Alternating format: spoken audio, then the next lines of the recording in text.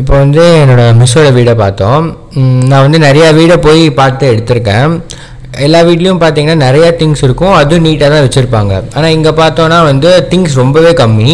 அதாவது கம்மினா லைக் நாலு பேர் வந்தாலுமே சர்வ் பண்ணுறதுக்கோ சமைக்கிறதுக்கோ இருக்குது. அதே சமயம் 10-15 பேர் வந்தால் கூட மேனேஜ் பண்ணுற அளவுக்கு திங்ஸ் எல்லாமே தான் இருக்குது.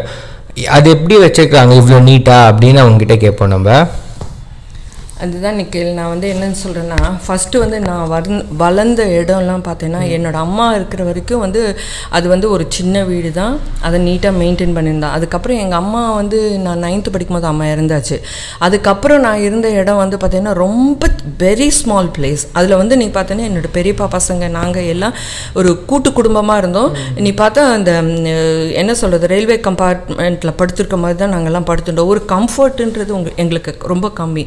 ஆனால் அதுலேருந்து எங்களுக்கு தேவைகள்ன்றது வந்து ரொம்ப சுருங்கி போயிடுது. என்ன எப்படி இருந்தாலும் வாழலாம், நமக்கு வந்து இப்படி தான் இருக்கணும் இவ்வளோ தான் வேணும் அப்படின்லாம் கிடையாது. நீ வந்து இந்த வீடு நான் கட்டினது வந்து 1987. 87ல் நான் 85ல் நான் ஸ்கூலில் ஜாயின் பண்ணேன். அப்போ என்னோடய ஸ்டூடெண்ட்ஸ் கிட்ட நான் எப்பயுமே வந்து ரொம்ப க்ளோஸாக இருக்கிறது உண்டு. சம் ஆஃப் த ஸ்டூடெண்ட்ஸ் வீட்டுக்கு வரும்போதெல்லாம் கேட்பாங்க, என்ன மேம் ஒரு டிவி இல்லை, ஒரு ஃப்ரிட்ஜ் இல்லை, ஒரு கிரைண்டர் இல்லை, ஒன்றுமே இல்லை உங்கள் வீட்டில் அப்படின்னு சொல்லிட்டு. அதனால தான் நான் சொல்கிறேன், நான் வந்து இந்த வீட்டில் வாங்கின ஒவ்வொரு பொருளுக்கு பின்னாடியும் ஒரு ஸ்டோரி இருக்கும். எதுவுமே எனக்கு ஜஸ்ட் லைக் தட் வந்தது கிடையாது. ஒரு கிரைண்டர் ஆகட்டும், நான் ஃபஸ்ட்டு வந்து என்னோடய பொண்ணு ஃபஸ்ட்டு பர்த்டேக்கு தான் நாங்கள் வந்து ஃப்ரிட்ஜும் வாஷிங் மெஷினும் வாங்கினது. அந்த வாஷிங் மெஷின் என்கிட்ட 20 வருஷம் இருந்தது, பிபிஎல் வாஷிங் மிஷின். அதை நான் அது வந்து சடனாக நின்னே போயிடுது, ஓடவே இல்லை. அதை கொடுக்கும் போது லிட்ரலி வி கிரைடு. ஏன்னா பார்க்கறதுக்கு மிஷின் பிராண்ட் நியூவாக இருந்தது, தொடச்சி வச்சுருந்தது. ஆனால் அது ஒர்க் பண்ணாமல் போகும்போது அது ஒரு குழந்தை நம்மக்கிட்ட வளர்ந்து அப்படி வெளில விட்டு போகும்போது அப்படி ஒரு வருத்தம் இருந்தது. அதனால் வந்து எந்த பொருளும் வாங்கினாலும் அது வாங்கிறது ஈஸி, ஆனால் அதை மெயின்டைன் பண்ணி அதை வச்சுட்டா ஐ treat my washing machine, I treat my grinder, I treat my mixie like my own child. Sometimes I speak to them also, என்னடா கண்ணா இப்படி பண்ணுற நீ அப்படின்னு சொல்லிட்டு. எல்லாரும் கூட பைத்தியம் நினைப்பாங்க. ஏன்னா நான் அது உயிரற்ற பொருளையும் ஒரு உயிருள்ள பொருளாக நினைக்கும் போது நிஜமாவே அது எனக்கு ரெஸ்பாண்ட் பண்ணுற மாதிரி தான் இருக்கும்.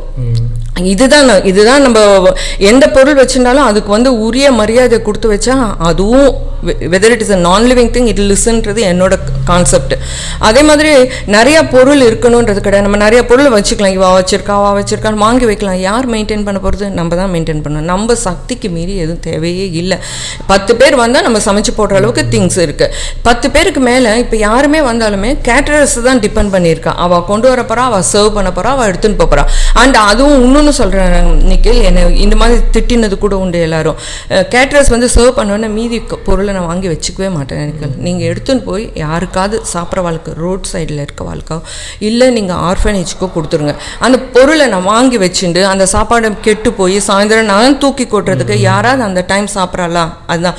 அதே மாதிரி நான் குக் பண்ணாலும் சரி, நான் கொஞ்சம் ஜாஸ்தி யாருக்காவது கொடுக்கணுமா கொஞ்சம் ஜாஸ்தி குக் பண்ணுவேன். இல்லைன்னா நாங்கள் 4 பேர் சாப்பிட்டு தீக்கிற மாதிரி தான் ஃப்ரிட்ஜ் உள்ள வச்சு அடுத்த நாள் ஹீட் பண்ணி சாப்பிட்ற வழக்கமே எங்ககிட்ட கிடையாது. எதுவுமே சாப்பிட்றது கிடையாது அந்த மாதிரி. அதனால் நம்ம தேவைன்றது வந்து ரொம்ப கம்மி. வந்து என்ன சொல்கிறது, நம்ம வீடை வச்சுக்கிறதோ நம்ம மனசு தான் காரணம். நம்ம மனசில் இது நமக்கு வேண்டாம் அப்படின்னு நம்ம ஸ்ட்ராங்காக பிலீவ் பண்ணோன்னா அது தேவையில்லை. ஒவ்வொருத்தரும் 10 டப்பா வாங்கி அந்த டப்பாவை உள்ளே போட்டு அது மேலே தூசி படிஞ்சு பிசுக்கு படிஞ்சு அது ஒரு நாள் எடுத்து என்னைக்கா தேய்க்கிறதுக்கு என்கிட்ட இருக்க 2 பாத்திரத்தை நான் டெய்லி தேய்க்கிறேன். ஸோ அது பளிச்சுன்னு இருக்கும். ஏதாவது ஃபங்க்ஷனாக இன்னொரு எக்ஸ்ட்ரா அது வாஷ்க்கு போகிறது எனக்கு. அதில் இருக்க தூக்கி வேறல்ல கொட்டிட்டு நான் அதை தேய்ச்சி அதை ஸ்டோர் பண்ணிவிட்டு திருப்பியும் போகிறேன். ஸோ மெயின்டெனன்ஸ், நம்மளோட கன்வீனியன்ஸை நம்ம தான் பார்த்துக்கணும். நம்மளோட தேவைகளை நம்ம குறைச்சிட்டோன்னா நிச்சயமாக எல்லாராலையும் கொஞ்சம் திங்ஸ்லேயும் அழகாக குடும்பம் நடத்த முடியும். இங்கே வந்து திங்ஸ் கம்மியாக வழிய பெரிய மனசு, எல்லாருக்கும் எல்லாம் கொடுக்கணும், எல்லாரையும் பார்த்துக்கணும்.